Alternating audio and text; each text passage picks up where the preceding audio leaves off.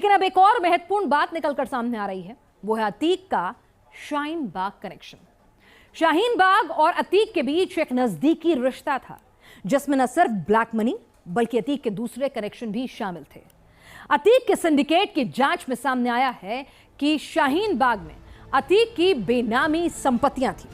शाहीन बाग के ही नजदीक नूरनगर में भी अतीक की संपत्तियां थी, बिजनेस थे।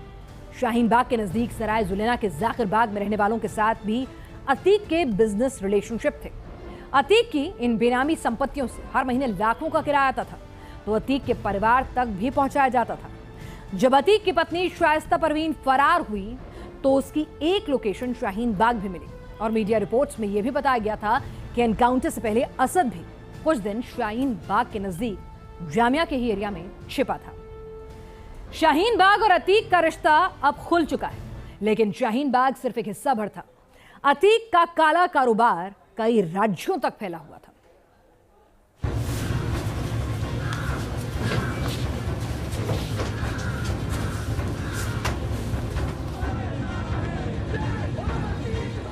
पुलिस तहकीकात में यह पता चला कि अतीक गैंग के ये पैसे 6 राज्यों में लगे हुए थे।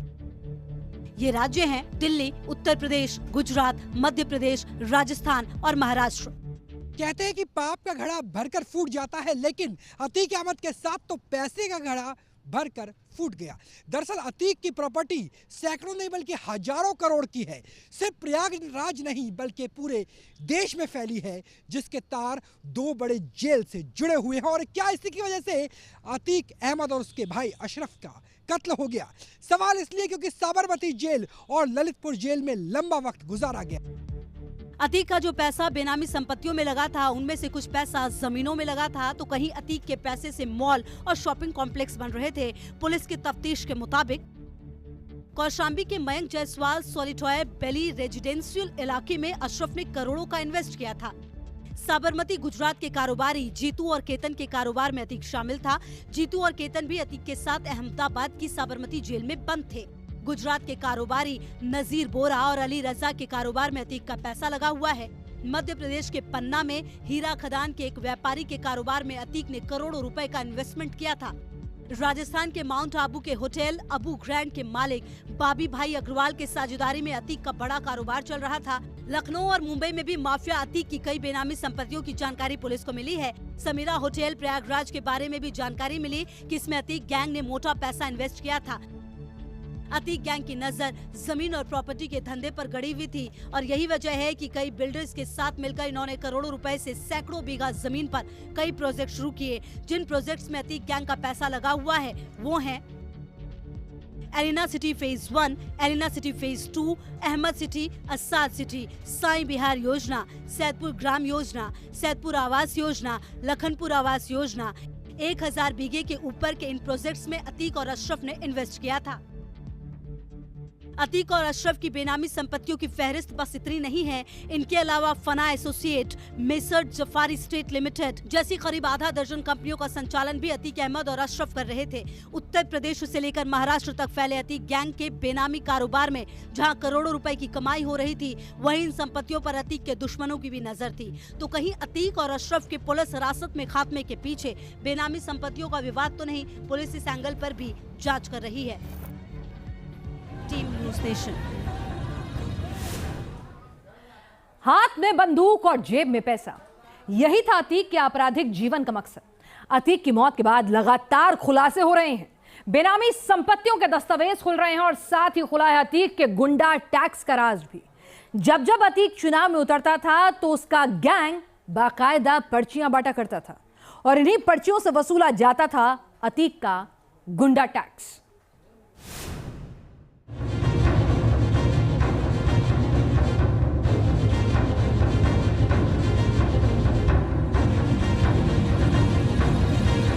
यही होती थी रसीद अतीक के चुनावी चंदे की।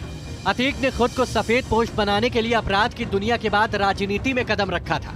राजनीतिक संरक्षण मिला तो अतीक की पॉलिटिकल गाड़ी आगे बढ़ने लगी, लेकिन चुनाव लड़ने के लिए चाहिए था पैसा और पैसे के लिए अतीक ने शुरू की चुनावी उगाही। दरअसल चुनावी उगाही की रसीद होती थी। ये पर्चियां व्यापारियों से उगाही का सबूत है। जिसे 3 से 5 लाख रुपए का चंदा देना होता था वो सफेद पर्ची कटवाता था। और जिसे 5 लाख से ज्यादा पैसा देने का हुक्म आता था वो इस्तेमाल करता था गुलाबी पर्ची।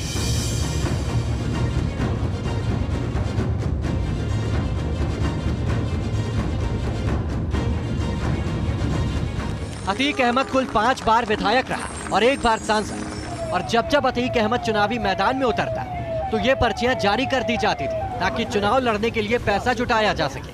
अतीक को कभी ये खौफ नहीं रहा कि उसका ये गुंडा टैक्स गैर कानूनी है। पर्चियों यानी उगाही के जरिए जो पैसा मिलता था उसे अतीक सीधे अपने अकाउंट में जमा कराता था। बैंक ऑफ महाराष्ट्र में अतीक का खाता था जिसका नंबर था 6016402108। बताया जाता है कि चुनाव के लिए जो गुंडा टैक्स लिया जाता था उस रैकेट को अशरफ ऑपरेट करता था, लेकिन जब कोई आनाकानी करता था तो सीधे अतीक से फोन जाता था। ऐसा ही एक फोन 2.5 साल पहले प्रयागराज के एक प्रॉपर्टी डीलर को भी गया था।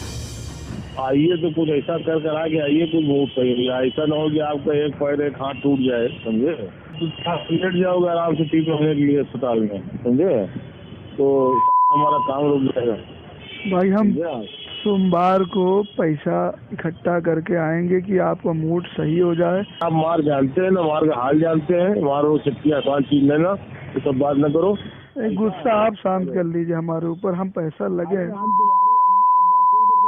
बड़ी लंघाई कर देंगे तो हम चक्कर में कहाँ हो, बात समझे। सुनो हम क्या कह रहे हैं, हम ये कह रहे हैं कि जो लड़के कह रहे हैं वो काम आप करिए। अतीक ने अपने कॉल सिंडिकेट को बहुत पुख्ता बना लिया था। उसका लंबा चौड़ा गैंग था, शूटर्स थे, करोड़ों की बेनामी संपत्तियां और गुंडा टैक्स था। लेकिन आखिर में कुछ काम नहीं आया। 3 अनजान चेहरे आए और कनपट्टी में गोली दागी।